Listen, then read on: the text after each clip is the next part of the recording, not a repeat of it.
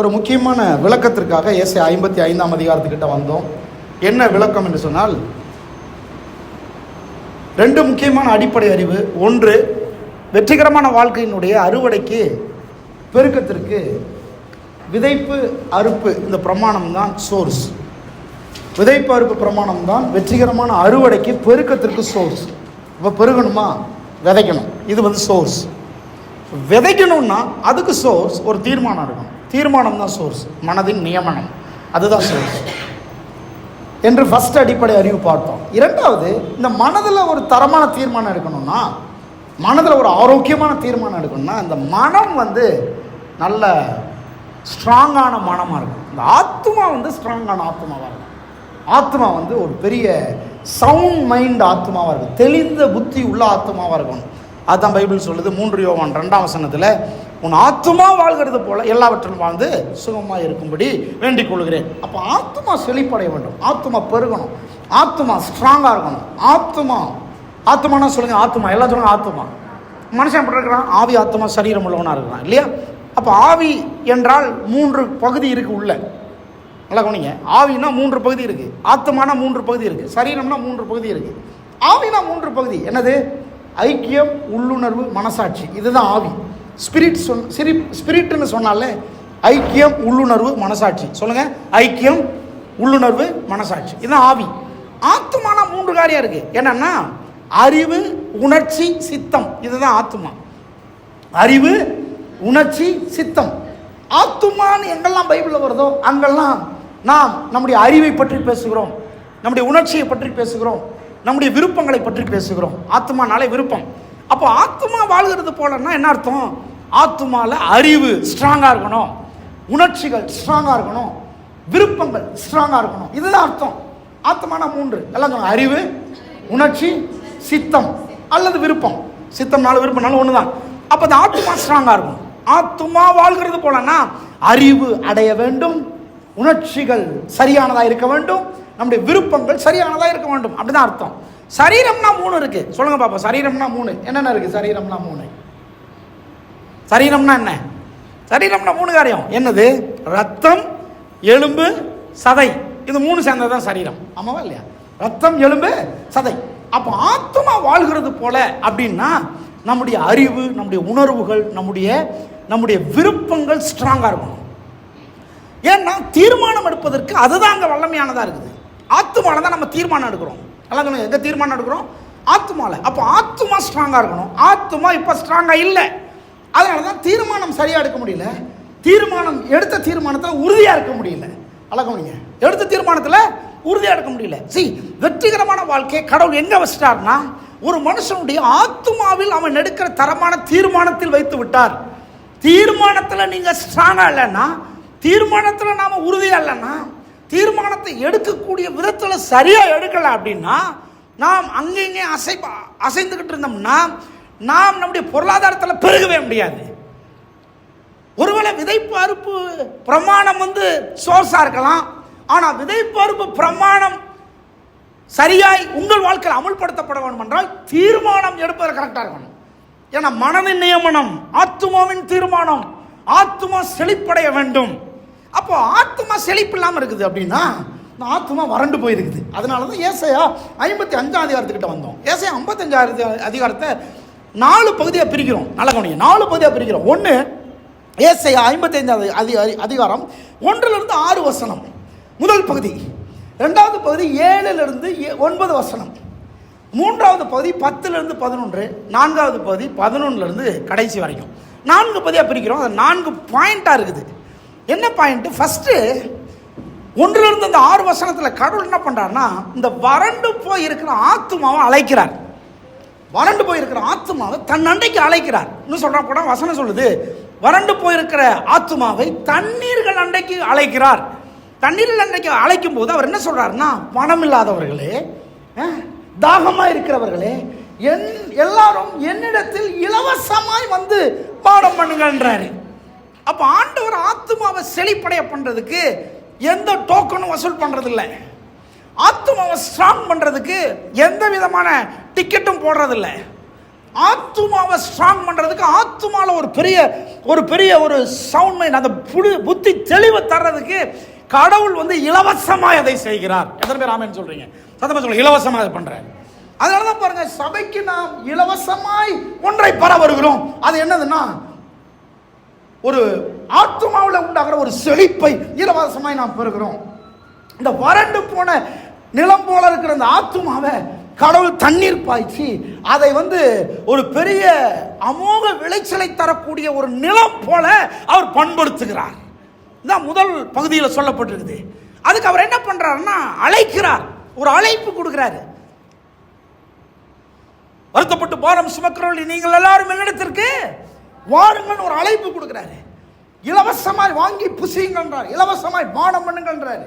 அல்லாஹ் நீங்க ஒன்று இலவசமாக கிடைக்குதுன்னு சொன்னா நாம் அதை ரொம்ப அசட்டை பண்ணிடுறோம். ரட்சிப்பு கூட ரொம்ப இலவசம், நம்ம அசட்டை பண்ணிடுறோம். ஆவிக்குரிய வாழ்க்கை ரொம்ப இலவசம், அசட்டை பண்ணிடுறோம். ஓல்ட் டெஸ்டமென்ட் பீப்புள் வந்து ரொம்ப பயந்து வாழ்ந்தாங்க. கடவுள்னாலே பயந்தாங்க, யெகோவானாலே பயந்தாங்க. ஒரு முறை யெகோவான்னு பேனால எழுதுனாங்கன்னா அதை பின்ன உடச்சி தூக்கி போட்டுருவாங்க. ஏன்னா அவ்வளவு கடவுளை வந்து ரொம்ப பயபக்திக்குரியவராக பார்த்தாங்க. தோரா புஸ்தகத்தை எடுத்து அவங்க வாசிக்கணும்னு முடிவு பண்ணாங்கன்னா அவங்க உட்கார்ற ஸ்டைலே வேற மாதிரி இருக்கும். இன்னைக்கு இஸ்லாமியர்கள்லாம் அதை கடைபிடிக்கிறாங்க.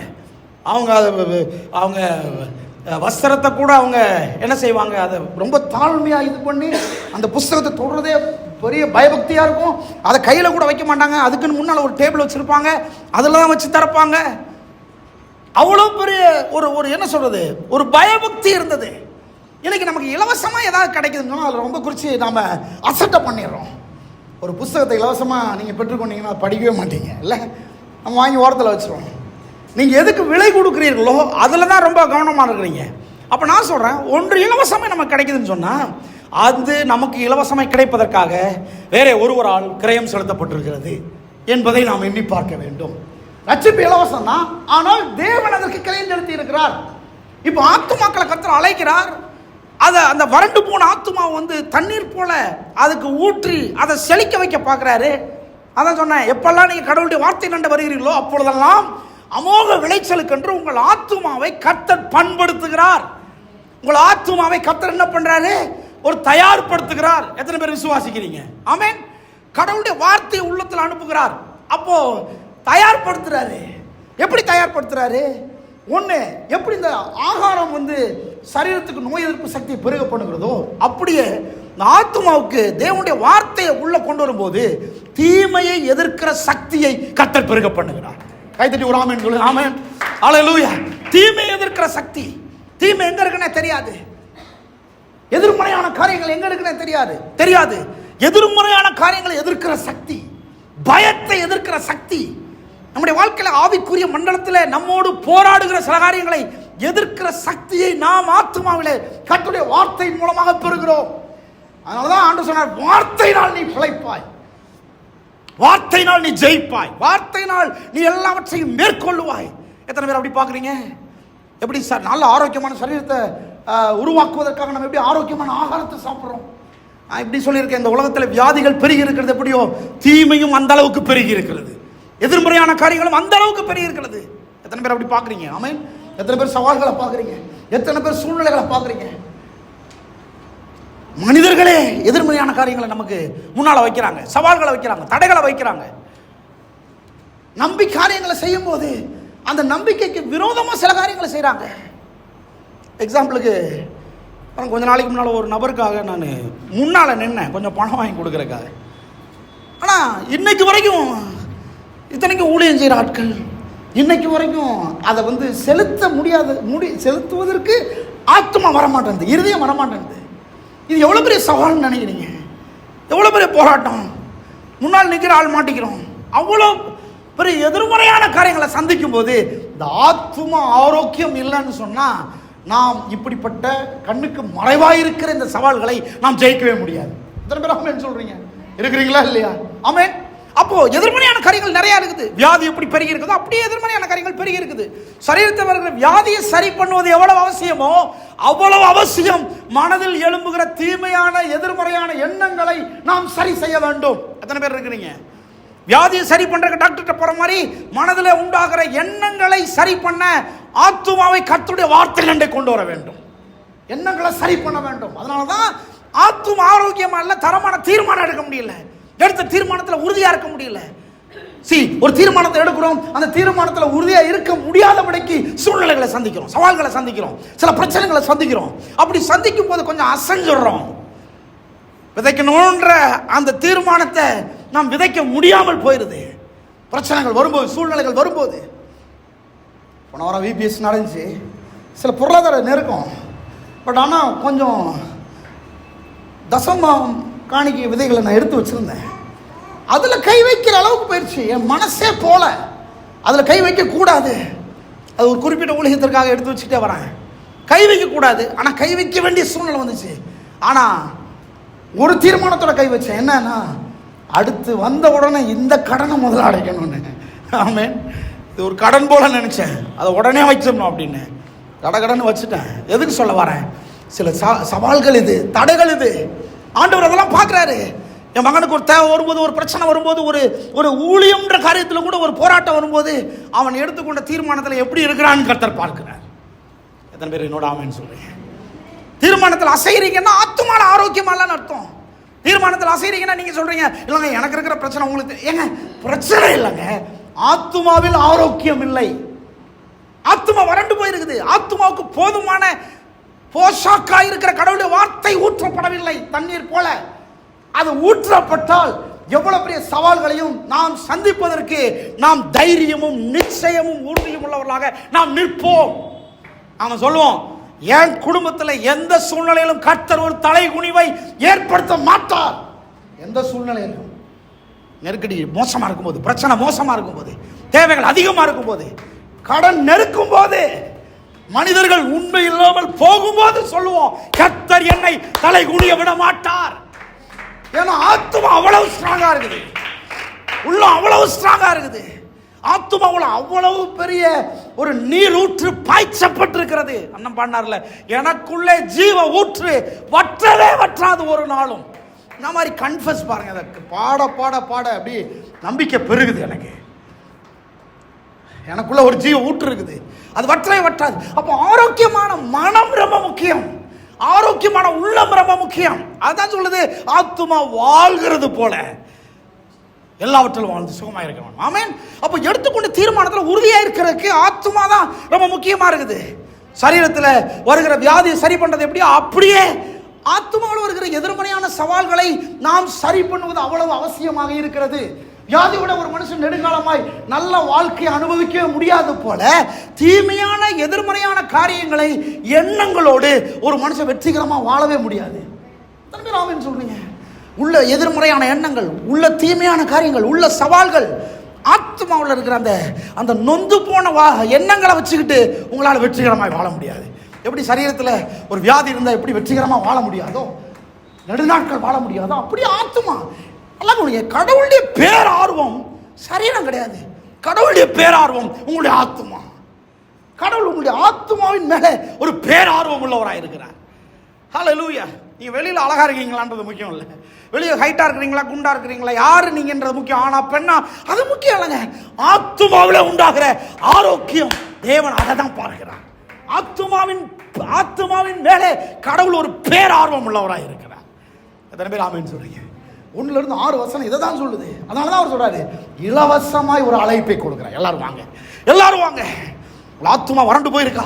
உங்க ஆத்துமா தண்ணி இல்லாம இருக்கா? உங்களுடைய ஆத்துமால நம்பிக்கையற்று போயிருக்கீங்களா? உங்களுடைய ஆத்துமா எதிர்மறையான சவால்களை சந்தித்து உடைஞ்சு போயிருக்குதா? உங்களுடைய ஆத்துமாவில் நீங்க நம்பி இருக்கிற காரியங்கள் நடக்காது போல ஒரு மாதிரி ஃபீலா இருக்கிறீங்களா? கர்த்தர் சொல்ற, என்கிட்ட வாருங்கள், பணம் இல்லாமல் என்கிட்ட வாருங்க, இலவசமாய் வாங்கி பானம் பண்ணுங்கள், இலவசமாய் சாப்பிடுங்கள். கர்த்தருடைய வார்த்தை மட்டும்தான் இலவசமாய் நம்முடைய ஆத்துமாவை பெருக பண்ண, நம்முடைய ஆத்துமாவை பண்படுத்த, தயார்படுத்த ஒரு இலவசமாய் கொடுக்கப்படுகிற அற்புதமான போஷாக்கு. எப்படி சரீரத்தில் நோய் எதிர்ப்பு சக்தியை பெருக பண்ணுவதற்காக ஆரோக்கியமான ஆகாரத்தை வாங்கணும்னா அவ்வளோ பணம் செலவு பண்ணணும் இல்லையா? ஆனால் ஆண்டு சொல்றாரு, பணம் இல்லாமல் ஒன்றுமே இல்லாமல் உங்கள் ஆத்துமா செழிப்படைவதற்காக வந்து கேளுங்கள்ன்றார். நீ வாசித்து பாருங்க, 1-6. நீ வெளியே போய் வாசிங்க, வந்து கேளுங்கள். ஹலோ, நான் சொல்கிறேன், இன்றைக்கி ஒரு தீர்மானம் எடுங்க.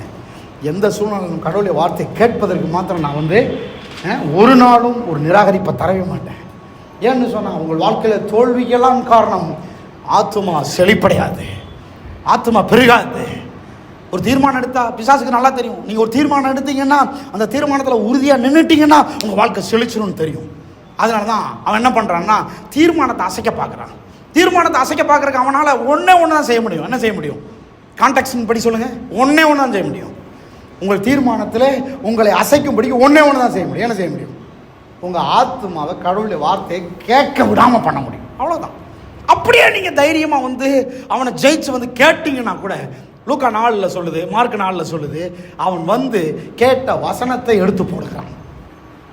இல்லை, ஏன்னா அவனுக்கு தெரியும். நல்ல கவனிங்க, வெரி வெரி இம்பார்ட்டன்ட் ஸ்டேட்மெண்ட். உங்கள்கிட்ட இருக்கிற பணத்தை எடுத்து விட்டால் அது நிரந்தரமான தீர்வு அல்ல. உங்களிடத்தில் இருக்கிற வார்த்தை எடுத்து விட்டால் ஒரு நிரந்தரமான தாக்கத்தை உங்கள் வாழ்க்கையில் உண்டு பண்ணி விடலாம் என்று பிசாசு நன்றாய் அறிந்திருக்கிறான். ஏன்னா பணத்தை நீங்கள் சம்பாதிச்சிருவீங்க, ஆனால் வார்த்தையை தான் உங்களுக்கு கிடைக்காமல் போகும். அதனால தான் அவனுக்கு நல்லா தெரியும், வார்த்தை எடுக்கிறான். நம்ம நினைக்கிறோம், நிறையா யூடியூப்ல பேசியிருக்கேன், நீங்கள் கேட்டு பாருங்க. நாம நினைக்கிறோம் பிசாசு நம்முடைய சமாதானத்துக்கு பின்னால் ஓடி வரான்னு நினைக்கிறோம். நம்ம நினைக்கிறோம் பிசாசு என்னுடைய பணத்துக்கு பின்னால் ஓடி வரான்னு நினைக்கிறோம். நம்ம நினைக்கிறோம் பிசாசு இதுக்கு பின்னாலாம் ஓடுறான்னு நினைக்கிறோம். இதெல்லாம் ஆர்வம் கிடையாது. ஏன்னா அவனுக்கு நல்லா தெரியும், இதெல்லாம் போனா கூட உள்ள வார்த்தை இருந்தால் இதையெல்லாம் திரும்ப சம்பாதிச்சிருவீங்கன்னு அவனுக்கு தெரியும். அதனாலதான் அவன் என்ன பண்றான்னா வார்த்தையை பொறுக்கி போடுகிறான், வார்த்தை எடுத்துறான். எங்கெல்லாம் மக்கள் தோல்வி அடைந்திருக்கிறார்களோ அங்கெல்லாம் செக் பண்ணி பாருங்க, அவர்கள் எல்லாரும் வார்த்தையை இழந்தார்கள். எங்கெல்லாம் மக்கள் தோல்வி அடைந்து சவால்களை சந்தித்து எங்கெல்லாம் மக்கள் தலை குனிந்து இருக்கிறார்களோ அங்கே எல்லாம் நீங்கள் சோதித்து பாருங்கள், அவர்கள் வார்த்தை நண்டை தங்களை செலுத்தாமல் போனார்கள். அவங்கள்ட்ட நம்பிக்கை இழந்துட்டாங்க, அவங்களுக்குள்ள விசுவாசத்தை இழந்துட்டாங்க. அவருடைய ஆத்துமா செழிப்படையாம இருக்கு. ஆத்துமாவில் பிளவு, ஆத்துமா அமோக விளைச்சலை தர அது பண்படுத்தப்படவில்லை. அதனாலதாங்க ஆண்டவர் இலவசம் அழைக்கிறார். நான் உங்களுக்கு சொல்றேன், ஒரு தீர்மானத்தை எடுங்க.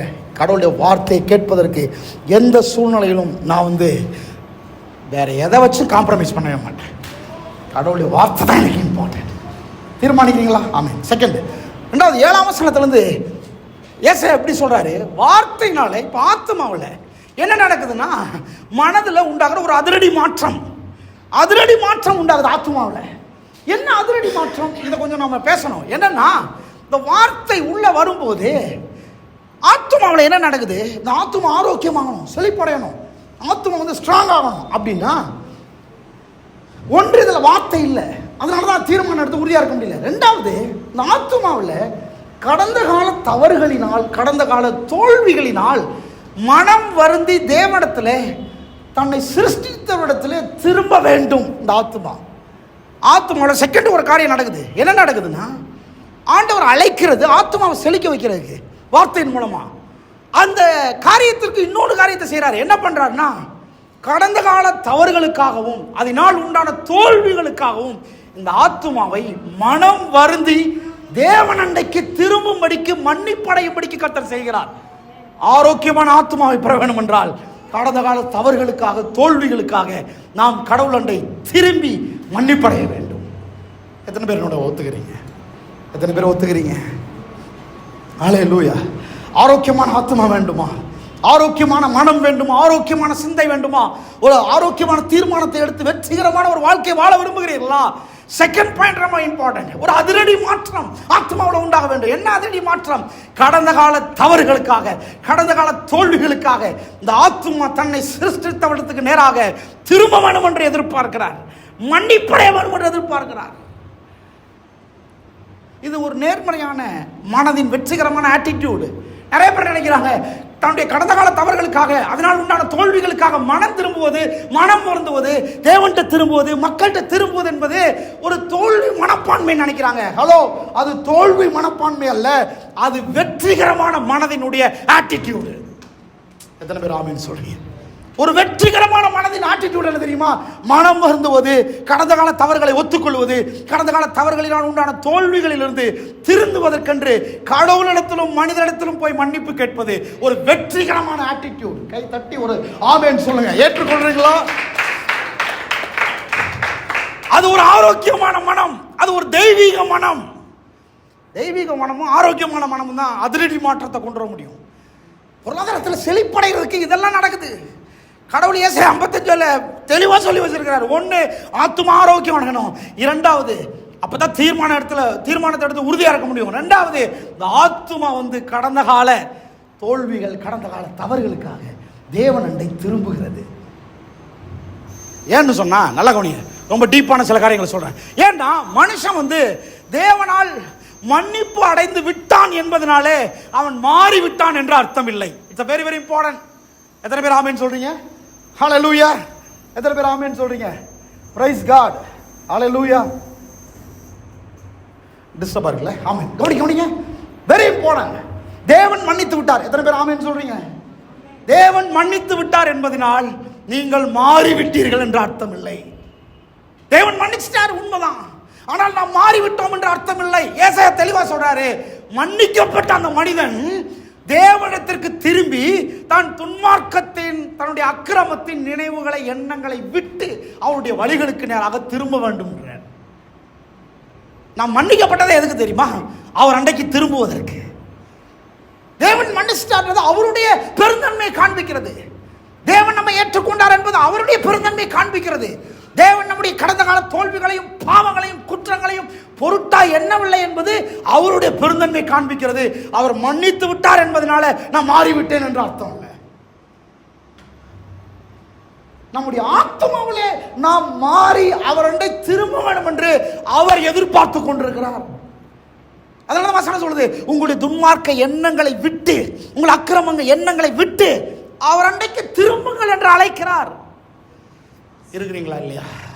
நம்முடைய மனதை திருப்ப வேண்டும். ஆத்மாவில் ஒரு அதிரடி மாற்றம் கடவுள் எதிர்பார்க்கிறாரு. இல்லைன்னா அந்த ஆத்மா தீர்மானிக்க முடியாது.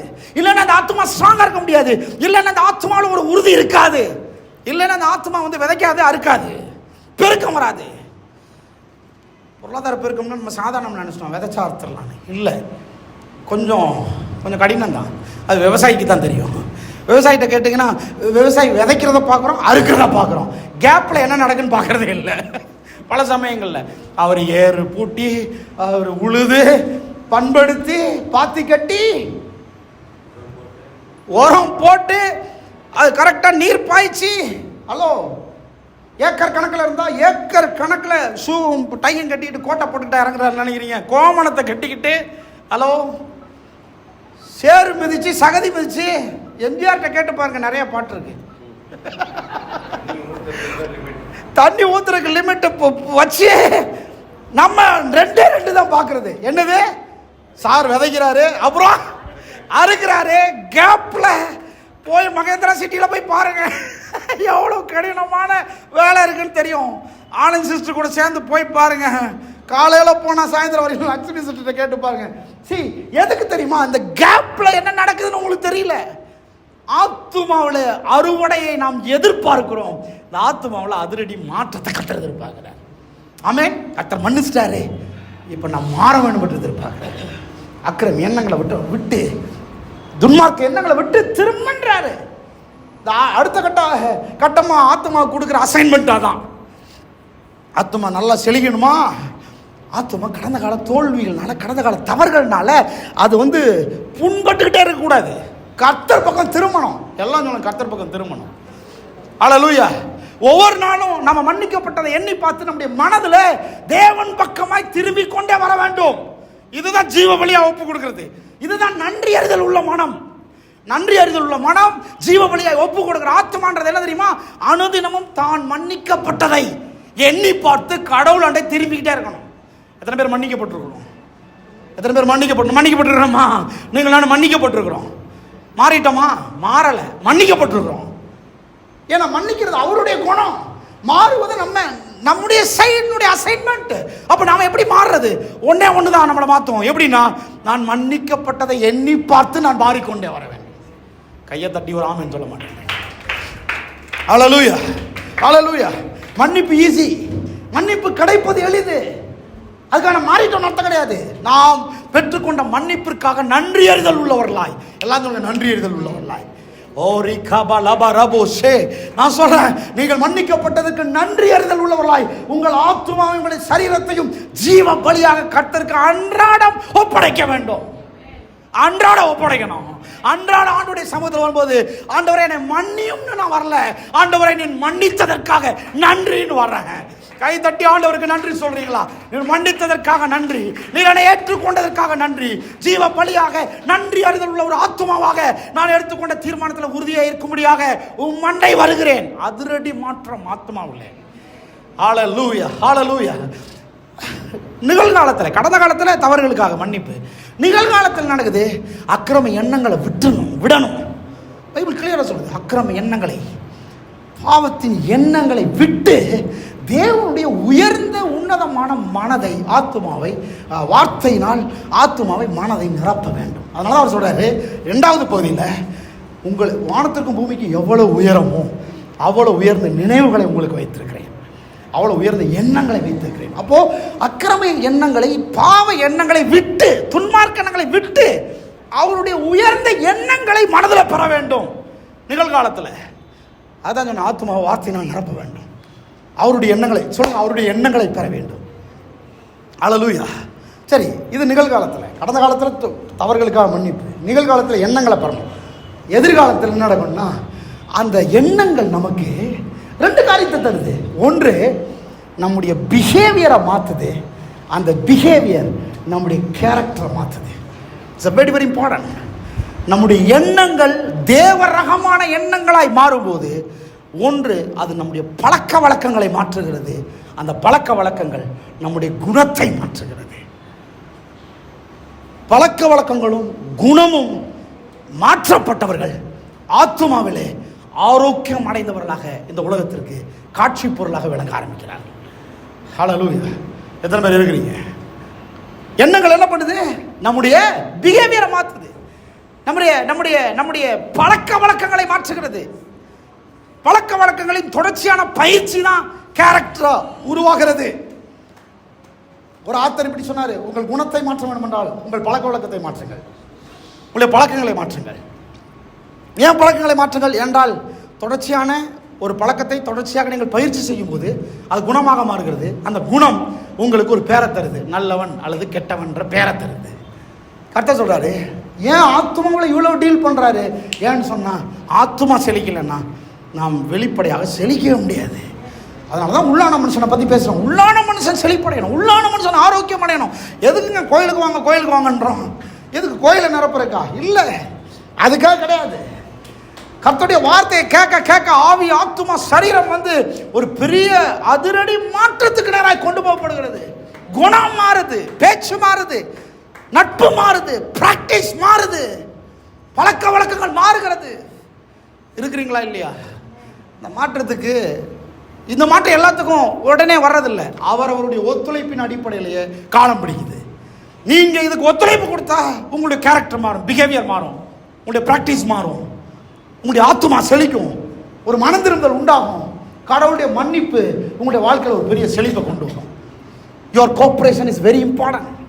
நீங்க எந்த அளவுக்கு கோஆபரேட் பண்றீங்க, எந்த அளவுக்கு அதிகமாக வார்த்தையை கேட்குறீங்க, எந்த அளவுக்கு அதிகமாக உங்களுடைய பிஹேவியரை மாற்றுறீங்க, ப்ராக்டிஸை மாற்றுறீங்க, எந்த அளவுக்கு உங்களுடைய கேரக்டரை மாற்றுறீங்க. ஹலோ, இதில் தான் ஆத்துமா மாறும், இதில் தான் செழிப்பு உண்டாகும். இல்லைன்னு சொன்னால் ஒரு விசுவாசியாக இருப்போம். விசுவாசியாக இருக்கல எந்த பிரச்சனையும் கிடையாதுங்க. நிறைய கோயிலில் மக்கள் போயிட்டு வராங்க, எந்த ஒரு டிஸ்டர்பன்ஸும் கிடையாது. இந்த பார்த்து பேசுகிறதெல்லாம் இல்லை. அவர் வாட்டில் நின்று அசையக்கூட மாட்டார். அவர் பிரசங்கியாளர் அசையக்கூட மாட்டார், அப்படி நகரக்கூட மாட்டார். தொட்டும் தொடாமல் பட்டும் படாமல், ஆமாம் இல்லையா? ஒரு உண்மையான காற்று அசைந்து போவது போல அவங்களுக்கே தெரியாது. வஸ்திரம் மாற என்ன மாதிரியா குதிக்கிறாங்க. சில பாசஸ் எல்லாம் என்ன கிண்டல் பண்ணுவாங்க, நீ ஏன் பிரசங்கம் பண்ண மட்டும் இப்படி இப்படி பண்ணுற அப்படி பண்ணுவாங்க. அது அப்படி பண்ணாதான் எனக்கு உள்ளே போய் இறங்குற மாதிரி தெரியுது. நின்னெல்லாம் பேச முடியல நம்மளால. சுந்தரிக்கா கரெக்டாக கவனிச்சிட்டீங்க. கொஞ்ச நேரம் சிரிக்கல, இப்போ தான் சிரிக்கிறீங்க. கரெக்டாக பார்த்தேன். Very good, very good, very good, very good. Praise God. Amen. எத்தனை பேர் இருக்கிறீங்க? ஹல்லேலூயா. இதில் இன்வால்வ் ஆகணும். இது கடவுளுடைய வார்த்தை உள்ளே இறங்கணும்.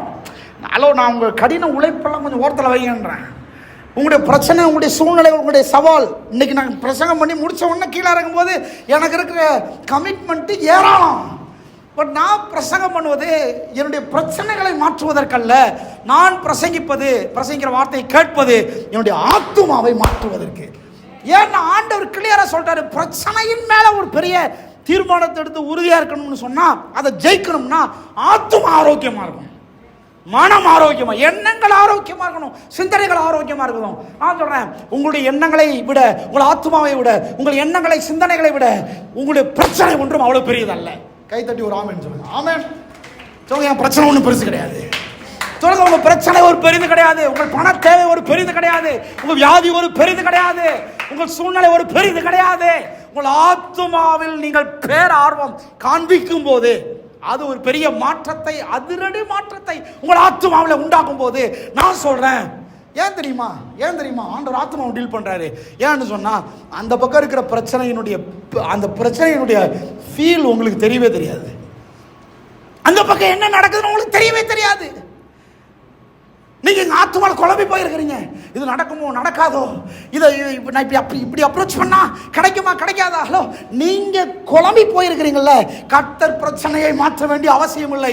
கர்த்தர் உங்கள் மனதை மாற்றினால் போதும், கர்த்தர் உங்கள் எண்ணங்களை மாற்றினால் போதும், கர்த்தர் உங்களுக்குள்ள ஒரு தைரியத்தை கொடுத்தா போதும். எத்தனை பேர் ஆமென் சொல்றீங்க? எக்ஸாம்பிள் கோலியாத்து தாவீது, எக்ஸாம்பிள் கோலியாத்து சவுல். கோலியாத்தை பார்த்து சவுல் பார்த்த மாத்திரத்தில் அவன் யோசிச்சுட்டு இருக்கிறான். அவன் எவ்வளோ பெரிய ஹைட்டு, எவ்வளோ பெரிய வெயிட்டு, எவ்வளோ பெரிய கேடகம் வச்சிருக்கான், எவ்வளோ இன்ஸ்ட்ருமெண்ட் வச்சிருக்கான், எவ்வளோ மோசமான ஆளு, இதையே யோசிச்சுட்டு இருக்கிறான். போய் கட்டில் கடியில் ஒளிஞ்சிட்டான். ஹலோ, நீங்கள் சில சமயங்களில் பிரச்சனை கண்டு கட்டில் கடியில் ஒளிஞ்சிருக்கிறீங்கன்னு சொன்னால், நான் சொல்லுகிறேன், உங்களுடைய இமேஜினேஷன் தப்பாக இருக்குன்னு அர்த்தம். கைத்தட்டி ஒரு ஆமென் சொல்லுங்க. ஆமென். கோலியாத் ரொம்ப பெரியவன்றதுனால நீங்கள் உட்காந்துல்ல, ஒளிஞ்சில்ல, உங்க இமேஜினேஷன் ரொம்ப பெருசா இருக்கு. ஹலோ, ஆமென். கட்டில் கடியில் போய் ஒளிஞ்சிட்டான். அவனோட சேர்ந்த பிரபுக்கள்லாம் கட்டில் கடியில் தான் பேசிக்கிட்டு இருக்காங்க. மீட்டிங்கே கட்டில் கடியில் தான். அங்க இருந்துட்டு தான் தீர்மானம் எடுக்கிறாரு. என்ன தீர்மானம்? அவ்வளவு பெரிய ஹைட்டா இருக்கிற வெயிட்டா இருக்கிற கோலியாத்தை வெல்லுவதற்கு ஒருவன் எவனாவது துணிச்சல்னா என்றால், என்னுடைய வீட்டில் இருக்கிற பெண்ணையும் தருகிறேன், என் மகளையும் தர, பொண்ணையும் தருகிறேன் அப்படின்றான். அறிவிப்பு கொடுத்துக்கிட்டு இருக்கிறான்.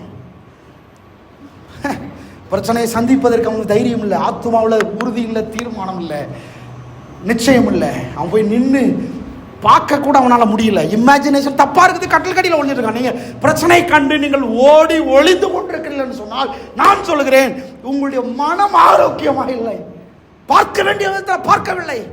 உங்களுடைய ஆத்மாவில் ஒரு சரியான ஆரோக்கியமான சிந்தையும் எண்ணங்களும் இல்லாமல் இருக்கிறது. பிரச்சனைனா முதல்ல நம்ம தான் நிற்கணும். எத்தனை பேர் ஆமென் சொல்லி போய் நின்றுணும். யார் எங்கே சார் கோலியாத்தை காணோம், அவன் அதுலேயும் அரண்டுருவான். என்னடா இது, நமக்கு கொஞ்சம் கூட மரியாதை எல்லாம் போச்சு. எல்லாம் ஓடி, ராஜா முதற்கொண்டு ஓடி ஒழிஞ்சிக்கிட்டு இருக்கிறாங்க. தாவீது கேட்குறான், எங்கே கோலியாத்துன்னு ஒருத்தர் இருக்கார், எங்கே சார்? அவன் சொல்கிறான், என்ன இவ்வளோ பெரிய ஆளாக நின்றுட்டு இருக்க, அவனுக்கு தெரியலையான்றான். அவன் சொல்கிறான் கோலியாத்தை தாவீதை பார்க்கும்போது நாயின்றான். கல் எடுத்து அடிக்க வர நாய் மாதிரி நின்றுருக்கான்றான். இவன் சொல்கிறான், என் ஜீவனுள்ள என்ன ஜீவன் சேனைகளின் கர்த்தராக இருக்கிற ஜீவனுள்ள தேவனுடைய நாமத்துக்கு முன்பாக நீ ஒண்ணுமே இல்லைன்றான். உன் தலையை வெட்டி நான் போட்டு காகங்களுக்கு இரையாக்குவேன்றான். இன்னும் மாதிரி ஆளா இருப்பான் பாருங்க. ஆள் இருக்கிறது தம்மா துண்டு இருக்கிறான். சகை மாதிரி இதுல காட்டத்தி மரத்தில் ஏறுற சகை மாதிரி இருக்கிறான். பேசுற பேச்சு எப்படி இருக்கு பாருங்க. ஹலோ, இன்னைக்கு சொல்றேன் தீர்க்க தரிசனமா, நாளையிலிருந்து பிரச்சனை கண்டு ஓடி ஒளிகிற ஆளா இருக்கக்கூடாது. பிரச்சனைனா நீங்க தேடி கண்டுபிடிச்சு போய் முன்னாடி நிக்கணும். எங்கடா அந்த பிரச்சனை? நல்லா கை தட்டுங்க ஜோரா. அதுக்கே ஆட்டம் கண்டுறோம். இதுக்கு அதாவது நம்ம இப்படி கேட்கிறோம், இதுக்கு முன்னால இஸ்ரவேல் ஜனங்கள் பார்க்காத ஒரு கோலியாத். ஆனா கோலியாத் சொல்றான், இதுக்கு முன்னால பார்க்காத ஒரு எதிரி தாவீது. ஏன்னா என்னை கண்டு எல்லாம் ஓடிக்கிட்டு இருக்கும்போது என்னை பார்த்து துணிச்சலா வந்து நிக்கிறதுக்கு துணிச்சலா ஓடி வரான். உங்ககிட்ட போய் சொன்ன ஹல்லேலூயா, ஹல்லேலூயா. ஓடி ஒளியாதீங்க. சொல்லுங்க பக்கத்துக்கு எப்படி, ஓடி ஒளியாதீங்க. ஓடி என்ன தெரியுமா காமிக்குது? ஆரோக்கியம் இல்லாத ஆத்துமாவை காண்பிக்குது, ஆரோக்கியம் இல்லாத மனதை காமிக்குது. போய் கட்டில் கடியில் ஒளிஞ்சுக்கிட்டு இருக்கிறது ஆரோக்கியம் இல்லாத மனதை காமிக்குது. ஃபேஸ் பண்ணுங்க. இப்போ அடிக்கிட்டே போறேன். சில சமயங்கள் சிலருடைய ஃபோன் வருது, உங்களால் எடுக்க முடியல. நான் சொல்ல உடனே எடுங்க, ஃபேஸ் பண்ணுங்க. ஏன்னா உங்கள் பிரச்சனையை நீங்கள் ஃபேஸ் பண்ண துணிச்சல் இல்லாமல் இருக்கிறீங்க. ஃபோன் அட்டன் பண்ணுங்க, அட்டன் பண்ணுங்க. அதான் சொன்னல, இவர் ஃபோன் வந்த உடனே நான் யோசிக்கிறேன், அட்டன் பண்ணலாம் வேண்டாமா? கர்த்தர் சொல்ல, ஏய் அட்டன் பண்ணு. சொல்லுங்க அட்டன் பண்ணு. பக்கத்து கேட்டு சொல்லுங்க அட்டன் பண்ணு. ஓ ராமா ஷே ஹல்லேலூயா, ஆமென். சில சமயங்கள் பேசுறது கோலியாத்தா இருக்கலாம். ஃபோன் எடுத்து சொல்லுங்க, ஹலோ தாவீது பேசுகிறேன், நீங்கள் யார்? கோலியாத்தா? சொல்லுங்க, வாட் இஸ் யுவர் ப்ராப்ளம்? அவன் சொல்லுவான், நீ தான் ப்ராப்ளம், நீ தான் ப்ராப்ளம். ஆமென்.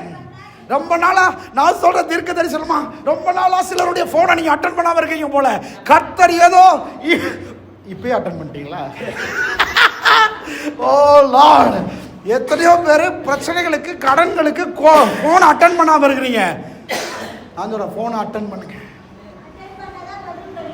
ஏ அப்பா, என்ன மாதிரி வெளிச்சம்! கையை தட்டுங்க பாப்போம். ஆமென், ஹல்லேலூயா.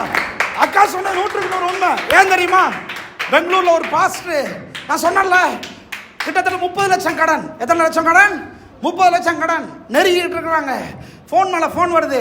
அந்த கடன் கொடுத்துட்டு இருந்து ரூம்குள்ளே அடைஞ்சிட்டாரு. எவ்வளோ நாள் தெரியுமா? கிட்டத்தட்ட 30 நாளைக்கு மேலே, ஒரு மாதத்துக்கு மேலே ரூம்குள்ளே வெளியே வரல, சாப்பாடு போல. அவங்க ஒய்ஃப் வந்து ஃபாரினில் இருக்காங்க. இவர் தனிப்பட்ட ரொம்ப ரொம்ப எனக்கு நெருக்கமான நண்பர். அவர் சொன்னார் ஒரு முறை சாட்சி, ஒளிஞ்சுக்கிட்டு இருக்காரு, அழுதுகிட்டு இருக்கிறாரு. நல்லா குண்டா உள்ளே போனவர் ஒல்லியா போயிட்டாரு. அண்ணன் மாதிரி உள்ளே போனவர் என்ன மாதிரி ஆகிட்டார், ஒல்லி ஆகிட்டாரு. ஒல்லி ஆகிட்டு ஃபோன் அட்டன் பண்ணல, அட்டனே பண்ணலை. ஏன்னா அட்டன் பண்ணால் எத்தனை லட்சம் கொடுக்கணும்? 30 லட்சம் கொடுக்கணும். ஆண்டவர் சொல்கிறாரு, இப்போ அட்டன் பண்ணுன்றாரு. இவர் சொல்கிறாரு, அட்டன் பண்ண மாட்டேன். ஃபோனை அட்டன் பண்ண யார் என்ன கேட்பாரு? 30 லட்சம் பணத்தை கேட்பாரு. கரெக்டாக நான் ஃபோன் அட்டன் பண்ணேன். உடனே ஒரு துணிச்சல், ஒரு தைரியம் ஆத்துமாவில் அட்டன் பண்ணாரு. அட்டன் பண்ண அவர் சொன்னார், அந்த பக்கத்தில் இருந்தவர், எத்தனை நாளாக உங்களுக்கு ஃபோன் பண்ணுறது? உடனே ஆண்டவர்கிட்ட, ஆண்டவர் அதான் நான் அட்டன் பண்ண மாட்டேன்னு சொன்னேன். எத்தனை நாளாக உங்களுக்கு ஃபோன் பண்ணுறது, ஏன் அட்டன் பண்ண மாட்டேன்றீங்க? உடனே அவர் அமைதியாக இருந்தார். அப்புறம் சொன்னார், உங்ககிட்ட பணத்தை கேட்கறதுக்காக நான் ஃபோன் பண்ணல, நான் கொடுத்த பணம் எனக்கு வேண்டாம்னு சொல்றதுக்கு தான் ஃபோன் பண்ணேன். ஹலோ, நீங்க நினைக்கிறீங்க கோலியாத்து, பழைய கோலியாத்துன்னு, மனம் திரும்பின கோலியாத்துக்கள் உங்களுக்கு போன் பண்ணிக்கிட்டு இருக்கிறாங்க. கை தட்ட மாட்டேன்றீங்க. ஒரு ஆமென். ஓ, உங்கள் பிரச்சனை மனம் திரும்பி விட்டது. உங்கள் கோலியாத்து மனம் திரும்பி விட்டான். உங்ககிட்ட போன் பண்றதே எதுக்கு தெரியுமா? வேண்டாம்னு சொல்றதுக்கு. உங்களுக்கு போன் பண்றது எதுக்கு தெரியுமா? தர வேண்டாம்னு சொல்றதுக்கு. சிலரோட கர்த்தர் பேசிட்டு இருக்கிறார். அப்போ பிரச்சனை என்ன? நீங்க உங்களுடைய இமேஜினேஷன் தான் பிரச்சனை. நீங்க தான் சொல்றீங்க, நீங்க அப்படி கனவு கண்டுட்டு இருக்கீங்க. 30 லட்சத்துக்கு வட்டி எவ்வளோ ஆச்சோ, இப்போ 40 லட்சமா இருக்குமே, அவன் ஃபோன் பண்ணா கழுத்தை நெரிப்பானே. ஹலோ, கர்த்தர் சொல்றாரு, கழுத்தை நெரிப்பதற்காக ஃபோன் இல்லப்பா, இது உன் கழுத்து நெரிக்கப்பட்டு இருக்கிற கழுத்தை விடுதலையாக்குவதற்கான ஃபோன். நீங்கள் அட்டன் பண்ணணும். என்ன இது, யாரோ மாட்டிட்டு இருக்காங்க போல இந்த விஷயத்துல. கர்த்தர் நல்லவர். ஆமென். அப்போ இது ஆத்மாவோட ஆரோக்கியத்தை காமிக்குது, பலவீனத்தை காமிக்குது. நீ அட்டன் பண்ணலன்னா பலவீனத்தை காமிக்குது. நீ அட்டன் பண்ணீங்கன்னா சொல்லுங்க நீங்கனாலே போதும், அங்கே ரிப்ளை வேற மாதிரி வரும். அப்போ நல்ல கவனிங்க, எனக்கு ஒன்று நல்லா தெரியும், நீங்கள் ஃபோன் அட்டன் பண்ணுறதுக்கு ஒரு தைரியம் வேணும். ஆமென். ஆனால் நீங்கள் அட்டன் பண்ணதுக்கப்புறம் ஒரு வார்த்தை வரும் பாருங்க, அது கொடுக்குற தைரியம் வேற லெவலில் இருக்கும். ஃபோன் அட்டன் பண்ணுறதுக்கு மட்டும்தான் உங்களுடைய ஓன் ஒரு துணிச்சல், ஒரு திமிரு வேணும். அட்டன் பண்ணுறதுக்கு மட்டும். அட்டன் பண்ணதுக்கப்புறம் அந்த ஆன்சர் உங்களுக்கு ஒரு திமிரை கொடுக்கும். என்ன தெரியுமா? வேண்டாம்னு சொன்ன உடனே ட்ரெஸ்ஸை போட்டாரு, வீட்டை திறந்தாரு, உள்ளேருந்து வெளியே வந்தாரு, சாப்பாடை கொடுங்க என்ன, உங்களை வெளியே கொண்டு வந்துடும்.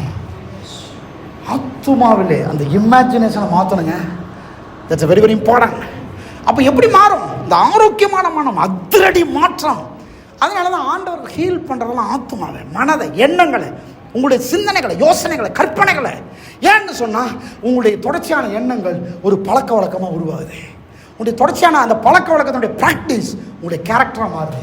அந்த கேரக்டரை வச்சு தான் உங்களுக்கு பேர் உண்டாகுது. நீங்கள், நான் சொல்கிறேன், நல்லா போனீங்க, நீங்கள் அட்டன் பண்ணாமல் ஏன் ஃபோன்லேயே இருக்குன்னு தெரில, இருங்க ஜம்ப் ஆயிடுறேன். அட்டன் பண்ணாமல் ப்ராக்டிஸ் பண்ண ஈவன் உங்கள் ஒய்ஃப் ஃபோன் பண்ணால் கூட நீங்கள் அட்டன் பண்ண முடியாது. ஈவன் அடுத்த நபர்களுக்கு கூட நீங்கள் அட்டன் பண்ண முடியாது. பிகாஸ் இதை நீங்கள் ப்ராக்டிஸில் கொண்டு வரீங்க.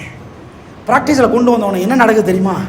வேண்டாம்னு சொல்ல காத்திருந்தவன் கூட 30-35 லட்சமாக கேட்கணுன்ற எண்ணத்துக்கு மாறிடுவான். பிரச்சனையை அதிகமாக்குறீங்க. கர்த்தர் சொல்கிறாரு, ஆத்துமாவை தைரியப்படுத்து. வார்த்தையை உள்வாங்கிக்கோ. சவால்களை எதிர்கொள்ள துணிச்சலாயிரு.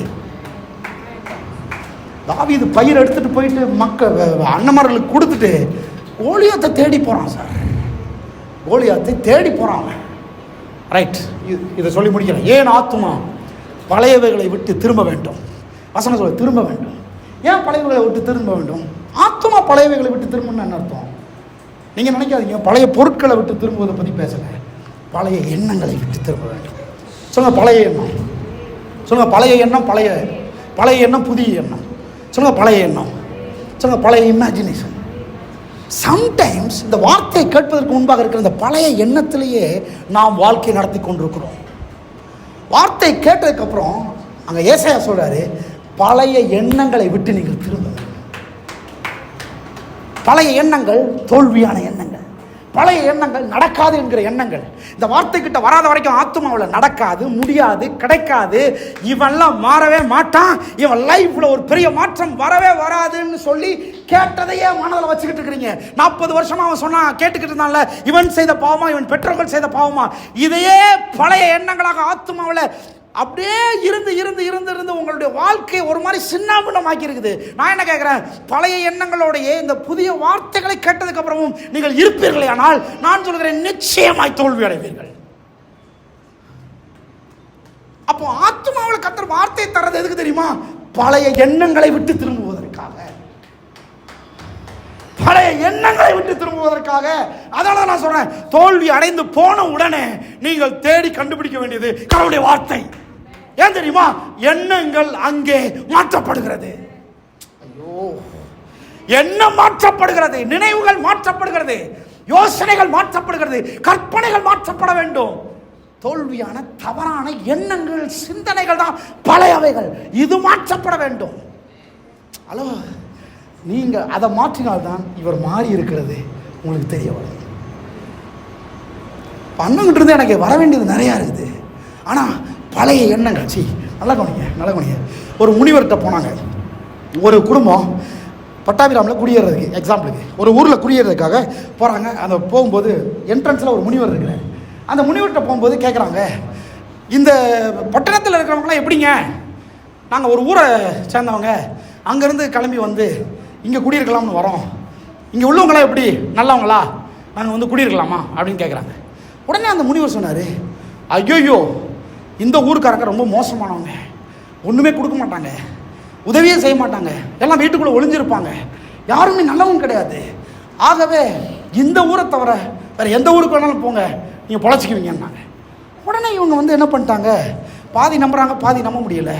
உடனே இவர் சொன்னார்ன்றக்கா இவருடைய பார்வையிலிருந்து கடந்து ஊரை விட்டு வெளியே போயிட்டாங்க. ஊரை விட்டு வெளியே போகும்போது அங்கே ஒருத்தர் இருந்தார். அவர் பார்த்துட்டு, நீங்கள் வெளியூர்கார மாதிரி தெரியுது, குடும்பமாக வந்திருக்கிறீங்க, எப்படி இருக்கிறீங்க, எங்கே வந்தீங்க, என்ன விஷயம், நீங்கள் விரும்பினா என்கிட்ட சொல்லலாம் அப்படின்னு. ஒன்று இவங்க கேட்டது ஒன்று, இப்போ நடக்கிறது ஒன்று. உடனே இவர்கிட்ட சொன்னாங்க, இல்லை சார், நாங்கள் வந்து இப்படி வேறு ஊருக்காரங்க இந்த ஊரில் வந்து குடியிருக்கலாம்னு வந்தோம். அப்போ வந்து அங்கே ஒரு பெரிய மனுஷன் முனிவர் இருந்தார், அவர்கிட்ட போய் கேட்டோம். அப்போ அவர் சொன்னார், இப்படியெல்லாம் சொன்னார், அதனால் நாங்கள் இந்த ஊரில் குடியிருக்காமல் நாங்கள் வெளியே போகிறோம் அப்படின்னாங்க. உடனே அவர் சொன்னார், ஏங்க, நான் இந்த ஊரில் எத்தனை வருஷம் இருக்கேன் தெரியுமா? இந்த ஊரில் இருக்கிறவங்க மாதிரி நல்லவங்களை நீங்கள் பார்க்கவே முடியாது.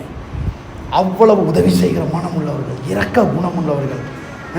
நீங்கள் என்ன கேட்டாலும் உங்களுக்கு உதவியாக இருப்பாங்க, உங்களுக்கு ஒரு நல்ல வேலை வாங்கி தருவாங்க, நீங்கள் குடும்பம் நல்லா இருக்கலாம், ஸ்கூல் இங்கேயே இருக்குது, எல்லா வசதி வாய்ப்புகள் இங்கே இருக்குது, நீங்கள் ஏன் இங்கே விட்டு போனோன்னொன்னே இப்போது இவர்களுடைய மனதில் பழைய எண்ணங்கள், புதிய எண்ணங்கள். எதை வச்சு முடிவெடுக்கிறேன்னே உங்களுக்கு தெரியல. யோசிச்சு பாருங்க, இதுதான் நம்முடைய நிலைமை. அப்போ ஒரு முடிவெடுத்தாங்க, நான் இந்த ஊரில் வசிக்க போகிறேன். ஏன்னு சொன்னா, இவர் சொல்றாரு, இங்க இருக்கிற மக்கள் நல்லவர்கள், உதவியாளர்கள், எதை கேட்டாலும் செய்வாங்க போல. அதுக்கு எக்ஸாம்பிளுக்கு இவரே நல்லா அணுகிறார், அணுகுமுறை நல்லா இருக்குது அப்படின்னு ஒரு முடிவெடுத்து இந்த ஊருக்குள்ள போய் வாழ ஆரம்பிச்சாங்க. பார்த்தது என்ன தெரியுமா? இவர் சொன்னது போலவே அத்தனை நல்ல மனிதர்களையும் இவர்கள் பார்க்க ஆரம்பித்தார்கள். ஏன்னு தெரியுமா? ஒன்றே ஒன்று, பழைய எண்ணங்களை, பழைய மனதை, பழைய அந்த அந்த யோசனைகளை, கற்பனைகளை அவர்கள் களைந்தெறிந்தார்கள். நான் சொல்லுகிறேன் அருமையான தேவனுடைய பிள்ளைகளே, ஒருவேளை நீங்கள் சிலரை எதிர்மறையா பார்த்துக்கிட்டு இருக்கிறீங்களா, நெகட்டிவ் பீப்புளா பார்த்துக்கிட்டு இருக்கிறீங்களா, சில சமயங்களில் அவர்களுடைய வாழ்க்கை குறித்து தவறாய் கேள்விப்பட்டு நீங்க தவறாய் கேள்விப்பட்டிருக்கிறீங்கனாலே, நீங்கள் கேள்விப்பட்ட தவறான காரியங்களின் நிமித்தம் தான் உங்களுடைய அப்ரோச் இருக்கும். ஆகவே தான் ஆண்டவர் சொல்றாரு, உங்களுடைய மனதின் எண்ணங்கள் மாற்றப்பட வேண்டும், பழையவைகள் மாற வேண்டும், பழைய எண்ணங்கள் மாற வேண்டும். ஹலோ, நேற்றைக்கு நீங்கள் சந்தித்த நபர் இந்த வார்த்தைக்கு அப்புறம் ஒருவேளை அவங்க மாறாமல் இருக்கலாம், நீங்கள் மாறினதின் நிமித்தமாக உங்களுடைய அப்ரோச் அவர்களை மாற்றிவிடும். கை தட்டி ஒரு ஆமென் சொல்றீங்களா? உங்களுடைய அப்ரோச் அவர்களை மாற்றிவிடும். அவருடைய எண்ணங்கள் ஒருவேளை அவங்க மாறாமல் இருக்கலாம், அல்லது பல நாட்கள் ஆனதுனால அவங்க மாறி கூட இருக்கலாம். நான் என்ன கேட்கிறேன், அவங்க மாறி இருக்கும்போது நீங்கள் மாறாமல் இருப்பதனால் நீங்கள் வாழ்க்கை இழந்து கொண்டிருக்கிறீர்கள். சரி, அவங்க மாறவே இல்லைங்க.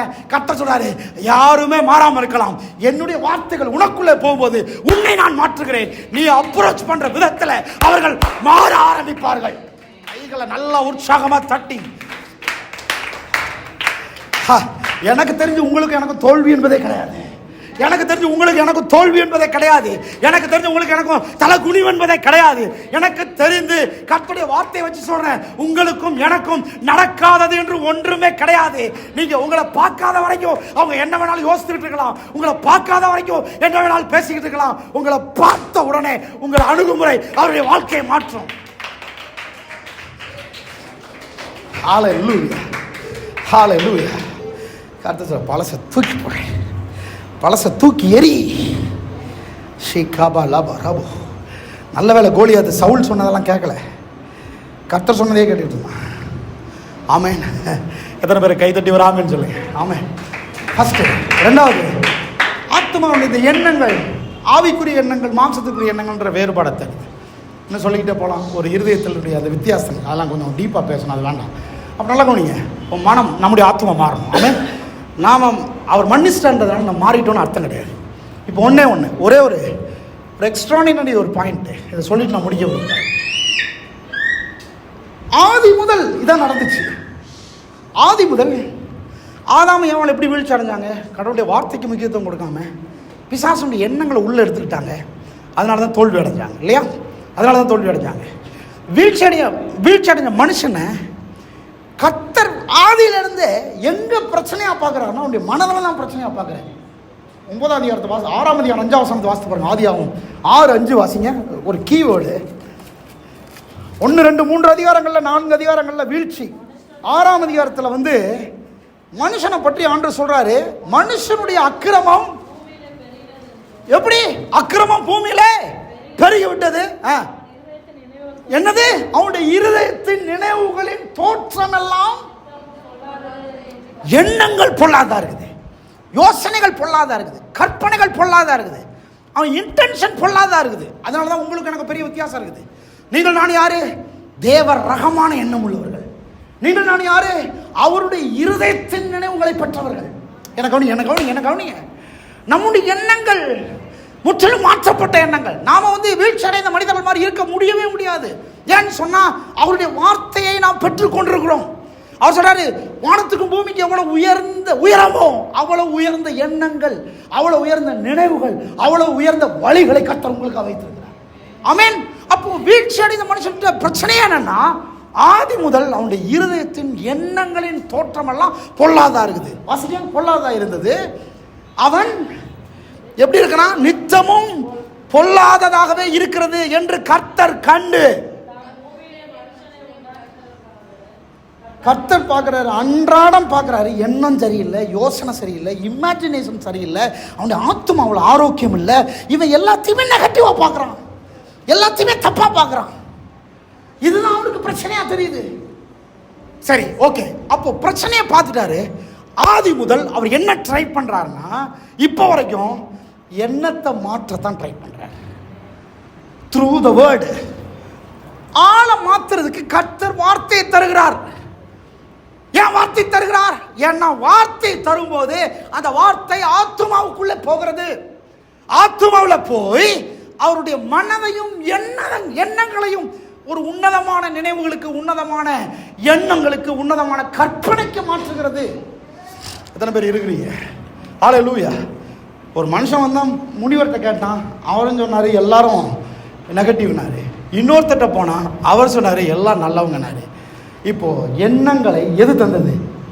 வார்த்தை தந்தது. வார்த்தை எண்ணங்களை மாற்றின உடனே நான் என்ன கேட்குறேன், பிரச்சனையை மாற்றவில்லை, வார்த்தை எண்ணங்களை மாற்றினது, மனதை மாற்றினது. இது மாறின உடனே என்ன ஆயிடுச்சு? உள்ள ஒரு வேற எண்ணம் வந்துருச்சு, வேற மனம் வந்துருச்சு, வேற ஆத்மா வந்துருச்சு, வேற யோசனை வந்துருச்சு, வேற கற்பனை வந்துருச்சு. ஹலோ, நீங்க எந்த பிரச்சனையில் இருக்கிறீர்கள் என்பது முக்கியம் இல்லை, எப்படிப்பட்ட நபராய் நீங்கள் அங்கே நிற்கிறீர்கள் என்பது முக்கியம். நீங்கள் என்ன தேவையில் இருக்கிறீர்கள் என்பது முக்கியம் இல்லை, நீங்கள் எப்படிப்பட்ட நபராய் அதை அணுகி கொண்டிருக்கிறீர்கள் என்பது முக்கியம். நீங்கள் எவ்வளவு மோசமான மனிதரை நீங்கள் பார்த்து கொண்டிருக்கிறீர்கள் என்பது முக்கியம் இல்லை, நீங்கள் எவ்வளவு ஆரோக்கியமான ஆத்மாவை உடையவர்களாய் அதை பார்த்து கொண்டிருக்கிறீர்கள் என்பது ரொம்ப முக்கியம். பல சமயங்கள் நம்முடைய பிரச்சனை தெரியுமா? ஆண்டவரே இவர்களை மாற்றும் என்றுதான் நம்முடைய பிரச்சனை. ஆண்டவரே சூழ்நிலைகளை மாற்றும், மனிதரை மாற்றும். ஆண்டவர் சொல்கிறார், சூழ்நிலைகளையும் மனிதர்களையும் மாற்றுவதற்கு முன்பாக நான் முதலாவது உன்னை மாற்றுகிறேன், உன்னுடைய மனதை மாற்றுகிறேன், உன் எண்ணங்களை மாற்றுகிறேன், உன்னுடைய யோசனைகளை மாற்று, உன்னுடைய கற்பனையை மாற்றுகிறேன். ஏனென்று சொன்னால் சூழ்நிலையும் பிரச்சனைகளையும் மனிதரையும் மாற்றுவது நீதான். ஹல்லேலூயா. எத்தனை பேர் ஆமென் சொல்றீங்க? ஆண்டவர் செங்கடலை இல்லாமல் போக பண்ணலை. ஆண்டவர் செங்கடலுக்கு முன்பாக கோலை எடுத்து நீட்டி அதை பிளந்து விடு என்று சொன்னார். ஆமென், ஆமென். நான் பல சமயங்கள் அப்படி ஜெபம், ஆண்டவரே செங்கடலை பிளந்து விடும், அல்லது ஆண்டவரே செங்கடலை அந்த எங்களுடைய பிரயாணத்திலிருந்து எடுத்து விடும். கர்த்தர் சொல்றாரு, செங்கடல் இருக்கும், நீ நடக்க ஆரம்பி. நீ சூழ்நிலையின் மேல் நடக்க ஆரம்பி. ஓ, இப்ப மாறினது செங்கடல் அல்ல, மாறினது அவனுடைய ஆத்துமா, அவனுடைய மனம், அவனுடைய எண்ணங்கள். கர்த்தர் சொல்றார், நீ நடக்க ஆரம்பி, நீ பேச ஆரம்பி, நீ நிற்க ஆரம்பி, நீ போக ஆரம்பி. கை தட்ட மாட்டேன்றீங்களே, உள்ள இறங்கலையா? கர்த்தர் சொல்றாரு, உன் பிரச்சனை பணப்பற்றாக்குறை அல்ல, உன் பிரச்சனை செங்கடல் அல்ல, உன் பிரச்சனை பாஸ் அல்ல, உன் பிரச்சனையுடைய ஸ்ட்ரெஸ் அல்ல, உன்னுடைய பிரச்சனையுடைய பிசினஸ் அல்ல, உன்னுடைய பிரச்சனை நீ சந்தித்துக் கொண்டிருக்கிற நபர் அல்ல, உன்னுடைய பிரச்சனை உன்னுடைய inside, your soul, your mind, your thoughts, your intention, your approach. You have to change. எல்லாம் சொல்லுங்க, நடக்க ஆரம்பிக்க வேண்டாம். சொல்லுங்க, நடக்க ஆரம்பிக்க வேண்டாம். சொல்லுங்க, நடக்க ஆரம்பிக்க வேண்டாம். நீங்கள் நடக்க உங்களுக்கு தெரியாது, செங்கடல் பின்வாங்கிட்டே போகும். ஓ ராமோ ஷேகாபா லாபா ராபோ. நீங்கள் நினைக்கிறீங்க செங்கடல் அரண்டு போயிடுச்சு, பீப்புள் 30 லட்சம் ஜனங்கள் நடந்து வரும்போது செங்கடல் பின்னால போய்கிட்டே இருக்கு. ஒரு கட்டத்தில் தான் பொழந்துச்சு. ஏன் தெரியுமா? செங்கடலுக்கு நம்பிக்கை இழந்து விட்டது. செங்கடல் நம்பிக்கை இழக்க வையுங்கள். கர்த்தர் தீர்க்கதரிசனமா சொல்றார், உன் பிரச்சனையை நம்பிக்கை இழக்க வை. ஜாய்ஸ் மேர் ஒரு முறை எப்படி சொன்னாங்க, உன்னுடைய பாறையை அடித்துக்கொண்டே இரு. எல்லாம் சொல்லுங்க, அடித்துக்கொண்டே இரு. சொல்லுங்க, அடித்துக்கொண்டே இரு. சில சமயங்களில் நாம சொல்றோம், ஆண்டவரே என்னுடைய பாறையை நான் அடிக்க ஆரம்பிக்கிறேன், கரெக்டா 10 தடவை தான் அடிப்பேன், அது பழக்கணும்ன்றோம். ஜாய்ஸ் சொன்னாங்க, ஒருபோதும் நான் 10 தடவை தான் அடிப்பேன், அது பழக்கணும்னு சொல்லாத, நீ அடித்துக்கொண்டே இரு. 10 தடவை இல்லை, 100 தடவை இல்லை, அது பிளக்கும் முறை. கைத்தட்டி ஒரு ஆமென் சொல்லுங்க. ஆமென். பிளக்கும் முறை. இது எனக்கு ரொம்ப பெருசா தெரியல. அதுக்கப்புறம் போட்டாங்க வார்த்தையை, என்னன்னா, நீ அப்படி அடித்துக்கொண்டே இருக்கும் போது பாறை தன்னுடைய நம்பிக்கை இழக்க ஆரம்பிக்கிறது. ஓ லார்ட், ஓ ஃபாதர்.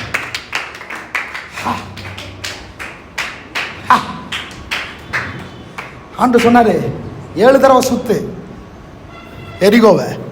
முதல் தடவை சுத்தினான், அசைவே இல்லை, ஆடவே இல்லை, வீரலே இல்லை. 2வது நாள், 3வது நாள், 5வது நாள், 6வது நாள், 6 நாள். கர்த்தர் நல்லவர்.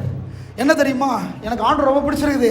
சுத்தினவங்க எல்லாரும் இஸ்ரவேல் ஜனங்கள், இவங்கெல்லாம் பயங்கரமான வணங்கா கழுத்துள்ள ஜனங்கள். ஆண்டு சொல்லும் போதே எப்படி சுத்த சொன்னார்னா, எல்லாம் மாஸ்க் போட்டுக்கிட்டு சுத்துங்கன்னாரு. புரியுதா இல்லையா? வாயை மூடிக்கிட்டு சுத்துங்கன்னாரு. சொன்ன வாயை மூடிக்கிட்டு சுத்தணும். ஏன் நான் வாயை திறந்து ஒருத்தர் பேச ஆரம்பிச்சா, சர்மிளா சிஸ்டரோட நான் பேச ஆரம்பிச்சா, சிஸ்டர் 2 நாளாக ஆச்சு, ஒரு வீரலும் உள்ளலையே, உடனே அவங்க சொல்லுவாங்க, அதுக்கு 10 காரியம் சொல்லுவாங்க. இதே மாதிரி தான் பாஸ்டர் ஒரு நாள் வில்லிவாக்கத்தில் நான் சுற்றி பார்த்தேன். கர்த்தர் சொன்னார், எல்லாம் தெரியும்டா, நீங்கள் பேச்சே சரியில்லை, ஒருத்தருக்கு ஒருத்தர் வாயை மூடுங்க. கர்த்தர் சொல்கிறார், வாயை மூடு, உன் பிரச்சனைக்கு முன்பாக நீ ரொம்ப பேசாத, வாயை மூடு. ஓ ரேமே ஷேக் காபா லாபா ராபோ. எரிகோ பார்க்குது, சார் எல்லாம் சுற்றிட்டு வராங்க. எரிகோவுக்கு இப்போ நம்பிக்கையே இல்லை. ஏன்னா பேச விட்டு இருந்தால் நம்பிக்கை வந்திருக்கும், நம்ம விட மாட்டோம்டா அப்படின்னு. இவங்க பேசாம இருக்கிறதுனால அதுக்கு என்ன நடக்குதுன்னே தெரியல. ஹலோ, கர்த்தர் சொல்றாரு, நீ பேசாமல் இருக்கும்போது பிரச்சனை டவுட்டா இருக்கு. பிரச்சனைக்கு டவுட் வந்துருது. என்னது, ஆள் அறமிடாம சுத்துறான், எதுவுமே வார்த்தை விட மாட்டேன்றான். சொல்லுங்க, வார்த்தை விட மாட்டேன்றான். வார்த்தையை மட்டும் விட்டுறாதீங்க. ரூபா கேபே ஷேக் ஹபா லபா ரபோ. 7 நாள் 7வது நாள் சுத்தும் போது கர்த்தர் வாயை திறந்து விடுறாரு. எப்படி சுத்துங்க? ஆர்ப்பரித்து சுத்துங்க, கர்த்தருக்கு நன்றி சொல்லி சுத்துங்க. சில சமயங்கள் 6 நாள் நீங்க ஒன்றையுமே பார்க்காம இருந்திருப்பீங்க. கர்த்தர் சொல்றாரு, 5 மாசம் நீ பார்க்காதத 6வது மாசத்துல நீ பார்க்க போற. கை தட்டி எல்லாம் உரைக்க. ரூபா லாபா ராபோ. 5 மாசம் நீ பார்க்காதத, ஓ ராக்கா பாபா பாபா. கர்த்தர் என் ஊழியத்துல இங்க இருக்கிற மக்கள் மத்தியில 5 மாதம் காணாததை 6வது மாதத்துல, ஓ நீ பாப்பா பாப்பா பாப்பா ஷேகா பாப்பா போ. ஹalleluya ஹalleluya. 7வது நாள் சுத்துறாங்க. ஒண்ணுமே தெரியல, எல்லாம் ஆர்ப்பரிச்சு சுத்துறாங்க. ஒருத்தர் இப்படி எழுதினாரு. என்ன எழுதினாரு தெரியுமா? நீங்கள் 6 நாள் அமைதலாய் சுத்தி கொண்டிருக்கும் போது ஒன்றுமே நடக்காது போல தெரிந்திருக்கலாம். 7வது நாள் சுத்தும் போது நீங்கள் ஆர்ப்பரித்தீர்கள். ஆர்ப்பரிச்சதுனால விழுந்துச்சுன்னு நினைக்காதீங்க. 6 நாள் நீங்கள் அமைதலாக இருந்ததுனால அது விழுந்தது. 6 நாள் நீங்கள் அமைதலாக இருந்ததுனால் விழுந்தது. 6 நாள் அமைதலாக இருந்ததுனால் விழுந்தது. உங்கள் பிரச்சனையின் மத்தியில் நீங்கள் அமைதலாக இருந்ததினால் விழுந்தது. ரூபா ஷபா லபா ரபோ. அடுத்து எழுதுறாரு, நீங்கள் அமைதலாக இருக்கும்போது நீங்கள் ஒன்றுமே செய்யவில்லை. 6 நாள் எரிகோவினுடைய அஸ்திபாரத்தை தேவன் அசைத்துக் கொண்டிருந்தார். தேவன் உங்கள் பிரச்சனையின் அஸ்திபாரத்தை அசைத்துக் கொண்டிருக்கிறார். நீங்கள் அமைதலாக இருக்கும்போது தேவன் உங்கள் பிரச்சனையின் அஸ்திபாரத்தை அசைக்கிறார். எல்லாரும் எழுப்பி நிற்போம். ஹalleluya. இது எதுக்கு பேசுறேன்? உங்கள் உள்ளம் தீர்மானத்தினால், உங்கள் உள்ளம் ஆரோக்கியமான மனதினால் நிரம்ப வேண்டும். நீங்க சொல்லுங்க, ஒரே ஒரு காரியத்தை சொல்லி முடிக்கிறேன். இப்போ ஆண்டவர் யாருடைய மனசையும் மாத்துறது இல்லை. அதுக்கு பதில் அவர் என்ன பண்றாரு தெரியுமா? நிறைய பேர் நம்ம நினைக்கிறோம் ஆண்டவர் மனசை மாற்றுவார்னு காத்துக்கிட்டு இருக்கிறாங்க. நிறைய பேர் ஆண்டவர் மனதை மாற்றுவார், ஏன்னா மனம் தான் பிரச்சனை, எண்ணங்கள் தான் பிரச்சனை, இமேஜினேஷன் தான் பிரச்சனை. ஸோ அதனால ஆண்டவர் மனதை மாற்றுவார்னு நினைச்சிட்டு இருக்கிறாங்க. கர்த்தர் மனதை மாற்றுவார். அதுக்கு அவர் என்ன செய்கிறார்னா, அவர் டைரக்டா மனதை மாத்துறது இல்லை, அவர் மாற்ற மாட்டாரு. அதுக்கு பதிலா அவர் மனதை மாற்றுவதற்கு தன்னுடைய மனதை கொடுக்கிறார். ஓ ராபோ ஷபா லதா ரபோ கபா லபா ரபோ. ஒரு மனுஷனுடைய மனதை மாற்றுவது எதில் அடங்கி இருக்கிறது? தன்னுடைய மனதை கொடுப்பதில் அடங்கி இருக்கிறது. அதனால அவர் சொல்றாரு, என்னுடைய நினைவுகளையும் என்னுடைய யோசனைகளையும் நீங்கள் பெற்றுக்கொள்ளுங்கள், என்னுடைய உன்னதமான உயர்ந்த வழிகளை நீங்கள் பெற்றுக்கொள்ளுங்கள். மனம் மாறுதல் எப்படி நடக்கும்? மனம் மாறுதல் ஏதோ யோகா சில கலைகள் நடக்கிறதுனால மனம் மாறுதல் நடக்காது. தேவன் மனசை எப்படி மாத்துறாரு? அவர் மாற்றுவார்னு காத்துக்கிட்டு இருந்தீங்கன்னா ஒன்று நான் உங்களுக்கு சொல்றேன், அவர் மாற்ற முயற்சி எடுக்கிறது இல்லை. அதுக்கு பதிலாக மனுஷனை சுயாதீனமாக படைச்சிருக்கிறதுனால அவனை கர்த்தர் நான் மாற வேண்டும்னு அவன் வந்தான்னா கர்த்தர் தன்னுடைய மனதை கொடுக்கிறார். அவன் மனம் மாற ஆரம்பிக்கிறான். நீங்கள் மனம் மாற மனதை பெற்றுக்கொள்ள வேண்டும்.